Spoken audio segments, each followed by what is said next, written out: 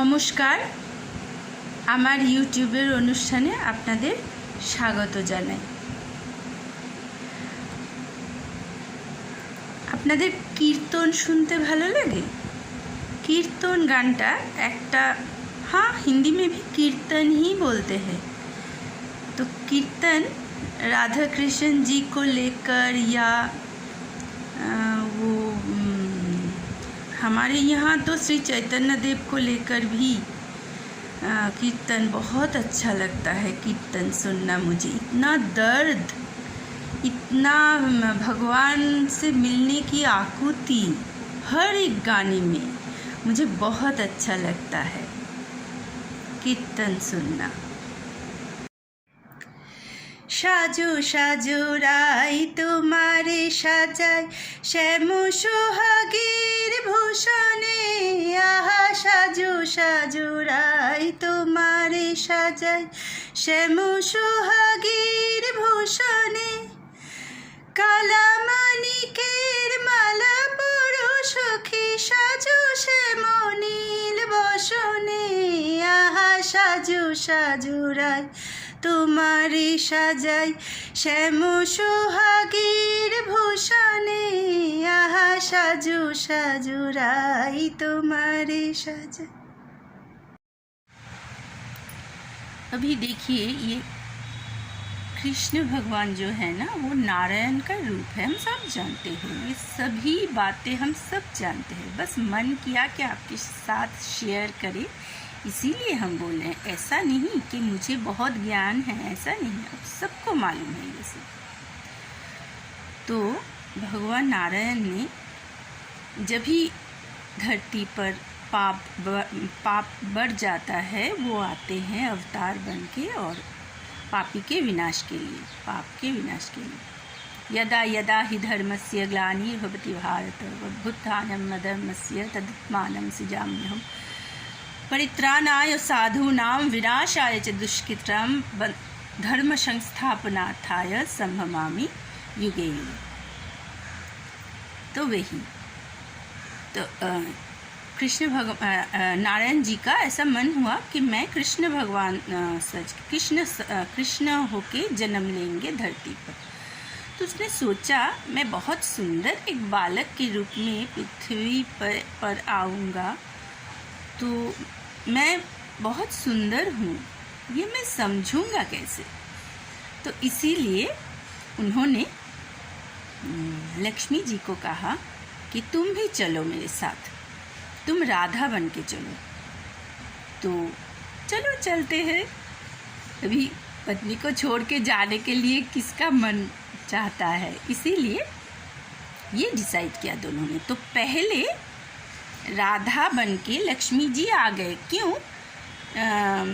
क्योंकि राधा बड़ी थी, कृष्ण से उम्र में बड़ी थी। तो कुछ साल पहले राधा आ गई धरती पर, यानी लक्ष्मी जी, और नारायण जी कृष्ण के रूप में जन्म लिया। ये तो हम सब जानते हैं।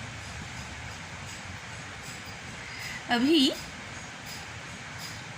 धरती पे आके राधा क्या हुआ, वो दूसरों का पत्नी बन गई। क्यों? क्योंकि আমরা যেটাকে বাংলায় বলি পরকীয়া প্রেম, यानी इस हिसाब से बच्ची थी, उस समय बच्ची उम्र में ही शादी हो जाता है। तो आयन घोष का स्त्री थी राधा। तो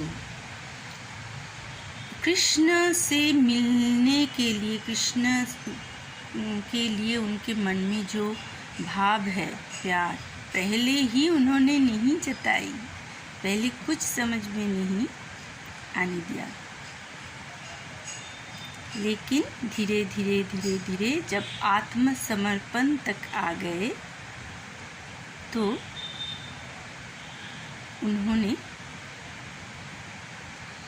ये स्वीकार कर लिया कि हाँ, कृष्ण से मुझे प्यार है। तो उनसे मिलने का रास्ता और भी कठिन हो जाता है। भक्त और भगवान के बीच का रास्ता बहुत कठिन है। प्यार करना इतना आसान नहीं, भगवान को पाना इतना आसान नहीं,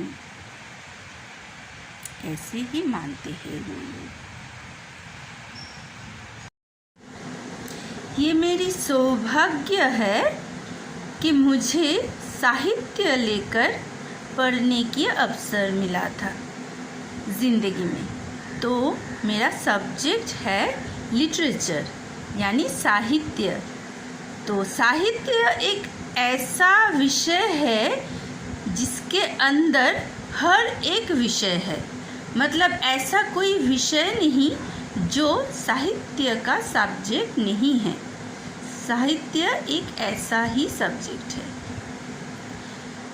तो साहित्य को बोलता है कि जीवन का दर्पण है साहित्य, यानी जो भी साहित्य जिस भी लैंग्वेज में सृष्टि हुआ अभी तक, वो सब में ही जीवन का रूप दिखाई देता है।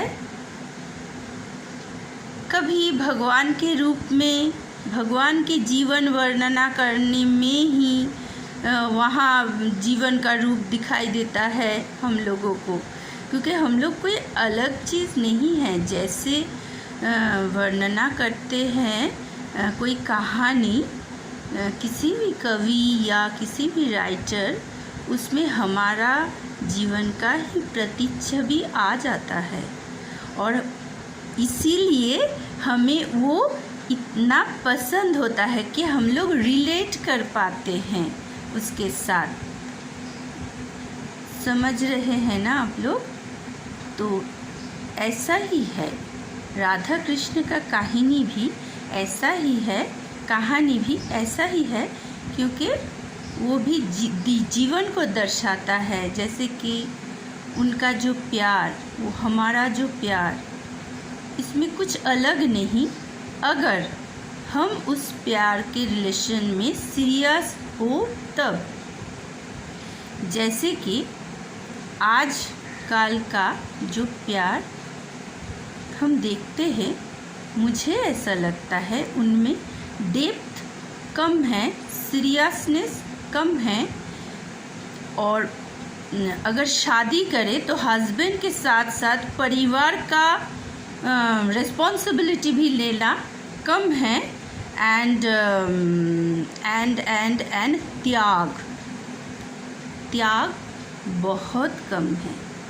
तो प्यार का जो आत्मसमर्पण है ना, उसमें त्याग होना बहुत ज़रूरी है। ऐसा नहीं हाँ मुझे ये पाना है, बिल्कुल ऐसा नहीं। मुझे ये त्याग भी करना है। कुछ मैं उनके रूप में ढल जाऊंगी, कुछ वो मेरे रूप में ढल जाएगा। ऐसे ही तो बैलेंस होता है। एनीवे, कैसा लगा मेरा व्लॉग? एंड व्लॉग मैं प्रोनाउंस भी नहीं कर सकती। कैसा लगा मेरा अनुष्ठान? एंड आपका क्या ख्याल है? आप क्या सोचते हो ये सब टॉपिक के बारे में जो आप सुन रहे हो मुझसे?